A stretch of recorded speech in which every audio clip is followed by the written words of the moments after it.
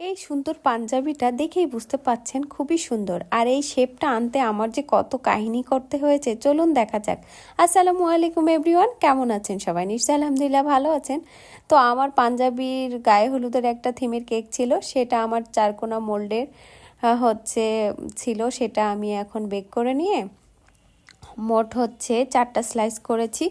4টা স্লাইস করে এখন বিশাল বড় একটা বোর্ডে আমি নিচে একটু ক্রিম লাগিয়ে নিয়েছি যেন বোর্ড থেকে না সরে যায়। তারপরে এই যে দেখেই বুঝতে পাচ্ছেন, মানে খুব জোড়াতালি দিয়ে সুন্দর করে আমি এই শেপটা এনেছি আর কি। তো যাই হোক, এই শেপের আনতে আমার অনেক পরিশ্রম হয়েছে। মানুষ অনেকেই বলে না যে কেকের দাম এত কেন, আসলে এটা বলা ভুল, কারণ একটা কেকের পেছনে যে কত পরিশ্রম যায় সেটা যারা কেক মেক করে তারাই বোঝে। তো যাই হোক, দেখেই বুঝতে পাচ্ছেন কেকটা কত ইয়াম্মি ইয়াম্মি হবে। ভিতরের প্রত্যেকটা লেয়ারে লেয়ারে কিন্তু এইভাবে গানাশ দিয়েছি, তারপরে আবার চকলেট, মজাদার চকলেট ক্রিম, তাহলে বুঝতে পাচ্ছেন কতটা মজা হবে। তারপরে চকলেটের ক্রিম দিয়ে আমি ফুল কাভার করে নিয়েছি। এখন ওনারা যেটা আমাকে যেই থিমের কেকটা দিয়েছিল সেটার বলা ছিল অরেঞ্জ কালার হবে। তো ক্যামেরাতে একটু ইয়েলো ইয়েলো লাগছে, তো কিন্তু বাস্তবে অরেঞ্জই ছিল। যাই হোক, প্রত্যেকটা কালার কিন্তু ক্যামেরাতে ফুটিয়ে তোলা যায় না, কিন্তু মানে বাস্তবে যতটা দেখতে ভালো লাগে ক্লিয়ার, কিন্তু ক্যামেরাতে দেখে অনেক সময় ভালোও লাগে না। তো যাই হোক, আমি আজকে একটু এটা নিয়েছি যেহেতু চারকোনা শেপের, কর্নার চারকোনাগুলা ভালোভাবে যেন ফিনিশিং আনতে পারি, সেটার জন্য আমি পাইপিং ব্যাগের মধ্যে নিয়ে নিয়েছি। অনেকেই এভাবে করে যেন ফিনিশিংটা অনেক ভালো আসে।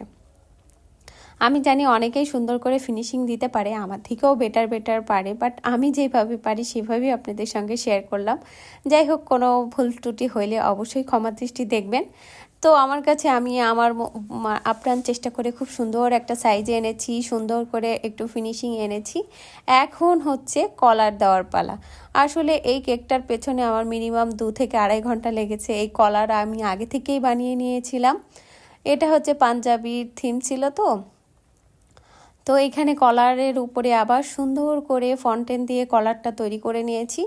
নিয়ে এই যে এখন আমি একটু উপরে ওনারা বলছিল গোল্ডেন কালার দিতে, তো আমি আবার গোল্ডেন কালারের যেই সুইট বলগুলো থাকে সেগুলো আমি একটা একটা করে দেখেন লাগাইছি। তাহলে বুঝতেই পাচ্ছেন কতটা পরিশ্রম করেছি আমি এটার পেছনে।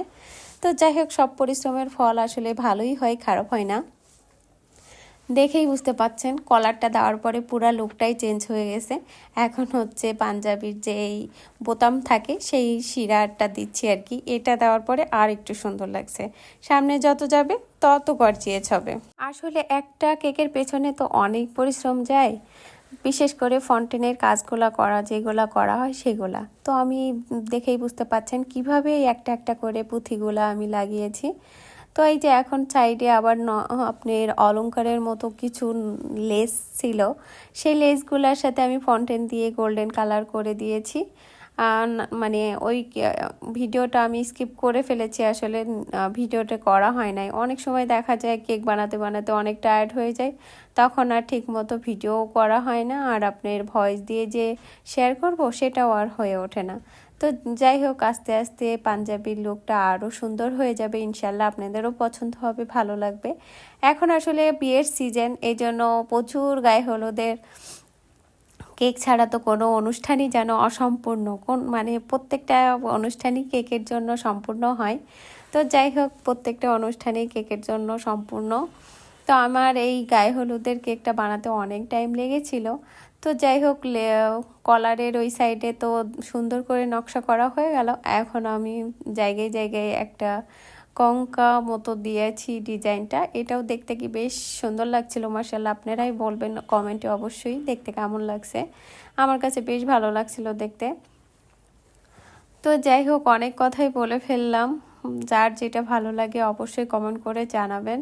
আর এই কেকটা আপনার 2 পাউন্ডের কেক, আমি এত বড় করেছি বুঝতেই পাচ্ছেন তাহলে কত পরিশ্রম হয়েছে। তো যাই হোক, পরিশ্রম সব কাজেই কম বেশি থাকে আর কি। তো আমার ভিডিওটি যদি ভালো লেগে থাকে অবশ্যই লাইক কমেন্ট শেয়ার করবেন, আর পাঞ্জাবি শেপের কেকটা কেমন হয়েছে সেটাও অবশ্যই কমেন্ট বক্সে জানাবেন। তো সবাই ভালো থাকবেন, সুস্থ থাকবেন, আল্লাহ হাফেজ।